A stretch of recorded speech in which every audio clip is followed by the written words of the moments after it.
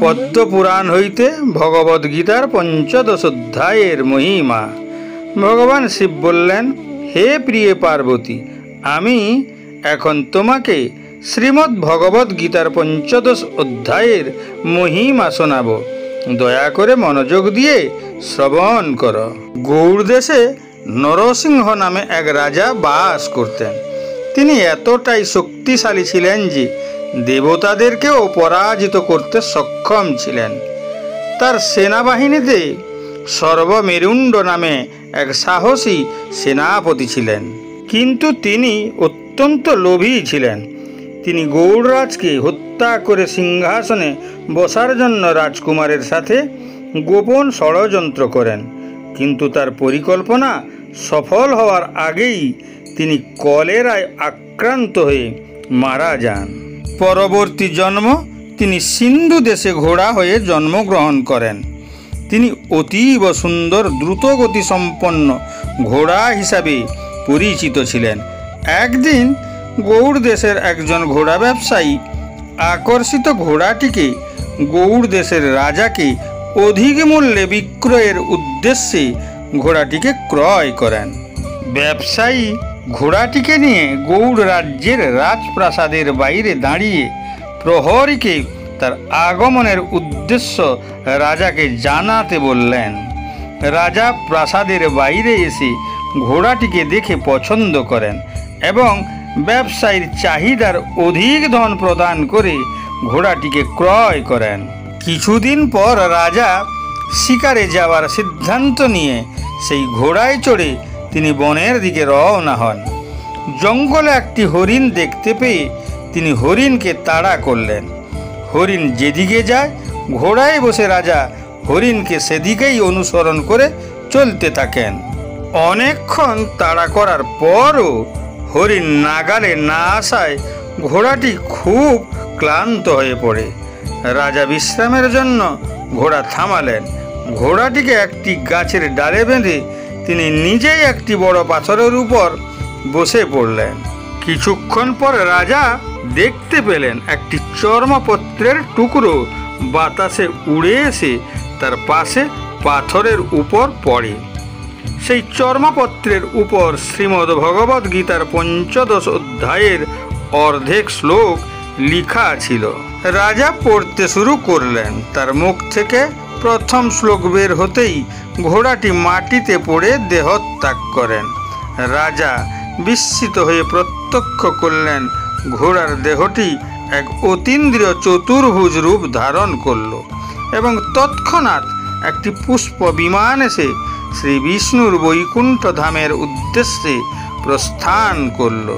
রাজা বিস্মিত হয়ে এদিক ওদিক তাকাতে গিয়ে লক্ষ্য করলেন কাছাকাছি একটি সুন্দর আশ্রম রয়েছে, যার চারপাশে পুষ্পলতা ও ফল বৃক্ষে ঘেরা।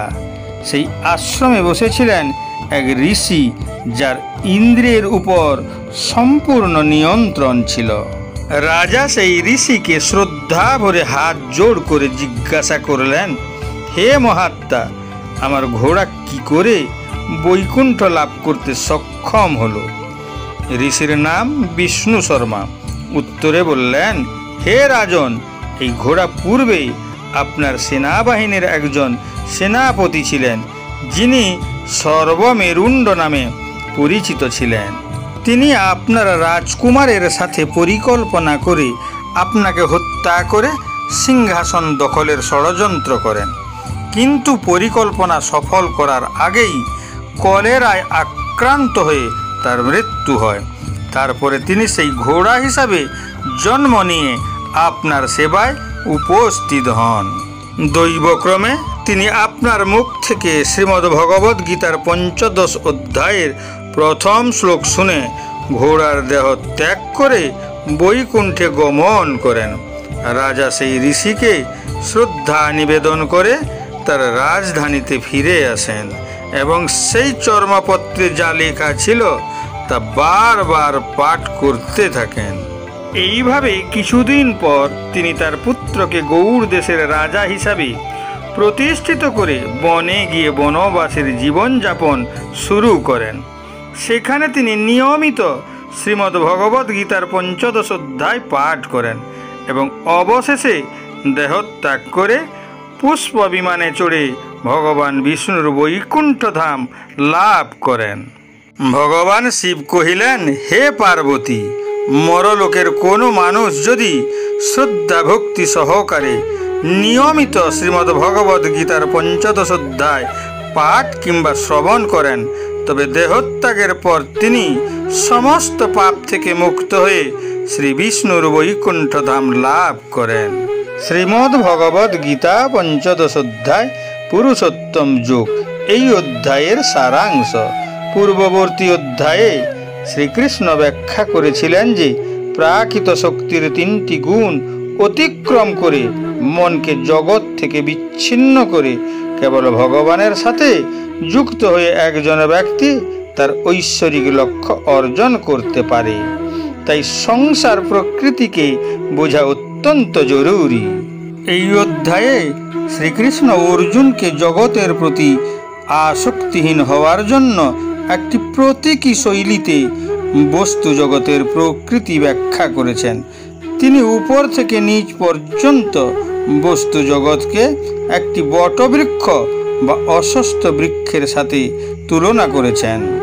দেহধারী আত্মার উৎপত্তির উৎস এবং কতকাল ধরে এর অস্তিত্ব এবং কিভাবে বেড়ে উঠেছে তা না বুঝেই এক জন্ম থেকে অন্য জন্মে এই গাছের শাখা প্রশাখার মতোই ঊর্ধ্বে নিম্নে ওঠা নামা করছে। এই গাছের মূল ঊর্ধ্বমুখী, কারণ এর উৎস ঈশ্বরের মধ্যে রয়েছে। বেদে বর্ণিত সকাম কর্মফল বৃক্ষের পাতার মতো। এই গাছটিকে প্রাকৃত শক্তির ৩টি গুণ মানা যায়। এই গুণগুলি ইন্দ্রিয় বস্তুর জন্ম দেয়, যা গাছের শীর্ষে থাকা কুঁড়িগুলির মতো বায়বীয় শিকড় অঙ্কুর থেকে বেরিয়ে ছড়িয়ে পড়ে, যার কারণে গাছের বৃদ্ধি হয়। এই অধ্যায়ে আত্মার অভিব্যক্তিকে বিশদভাবে বর্ণনা করা হয়েছে, যার ফলে জানতে পারা যায় যে এই বৃক্ষের মতো দৈহিক অস্তিত্বের প্রকৃতি সম্পর্কে অজ্ঞতার কারণে দৈহিক আত্মা কিভাবে ভৌতিক বন্ধনে আটকে গিয়ে ক্রমাগত জড়জগতের দুঃখ কষ্ট ভোগ করে চলেছে। তাই শ্রীকৃষ্ণ ব্যাখ্যা করেন যে এই গাছটিকে আসক্তিহীন কুঠার দিয়ে কেটে ফেলতে হবে। তাহলেই আমরা অবশ্যই সেই গাছের ভিত্তি খুঁজে পাব, যা স্বয়ং ঈশ্বর।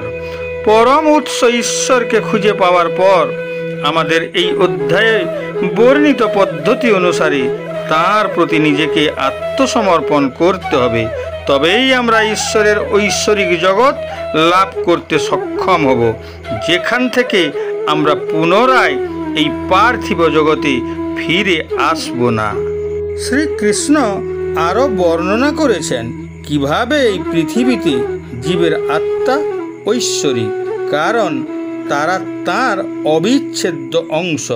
কিন্তু মায়া শক্তির বন্ধনের কারণে আমরা মন সহ 6টি ইন্দ্রিয়ের সাথে লড়াই চালিয়ে যাচ্ছি। আত্মা ঐশ্বরিক এটা জানা সত্ত্বেও তবুও আমরা ইন্দ্রিয় সুখভোগে মত্ত হয়ে আছি। শ্রীকৃষ্ণ আরও ব্যাখ্যা করেছেন যে কিভাবে মৃত্যুর পরে আত্মা তার বর্তমান জীবনের মন এবং সূক্ষ্ম ইন্দ্রিয়ের সাথে একটি নতুন দেহে স্থানান্তরিত হয়। অজ্ঞানীরা দেহে আত্মার উপস্থিতি অনুভব করে না এবং মৃত্যুকালে দেহত্যাগ করার পরও আত্মা অনুভব করতে পারে না। কিন্তু একজন যোগী জ্ঞান চক্ষু ও মনের শুদ্ধতা দিয়ে সব কিছুই অনুভব করতে পারেন। একইভাবে ঈশ্বরও তার সৃষ্টিতে বিরাজমান, কিন্তু তার উপস্থিতি কেবল জ্ঞান চক্ষুর দ্বারাই অনুভব করা যায়। তিনি বলেছেন কিভাবে একজন মানুষ পৃথিবীতে ঈশ্বরের অস্তিত্ব এবং তাঁর চিরন্তন মহিমাকে জানতে পারে, যা সর্বত্র প্রকাশিত ও বিদ্যমান। খর অক্ষর পুরুষোত্তম শব্দের ব্যাখ্যা দিয়ে এই অধ্যায়ের সমাপ্তি করেছেন। ক্ষর হলো জড়জগতের ধ্বংসশীল বস্তু, অক্ষর হলো ঈশ্বরের জগতের বসবাসকারী মুক্ত আত্মা। পুরুষোত্তম মানে ঐশ্বরিক সর্বোচ্চ ব্যক্তিত্ব, যিনি জগতের নিয়ন্ত্রক ও রক্ষণাবেক্ষণকারী। তিনি ধ্বংসশীল এবং অবিনশ্বর বস্তুর বাইরে, তাই তাঁর কাছে সব কিছু উৎসর্গ করে ভক্তি সহকারে তাঁর উপাসনায় নিমগ্ন হওয়া উচিত।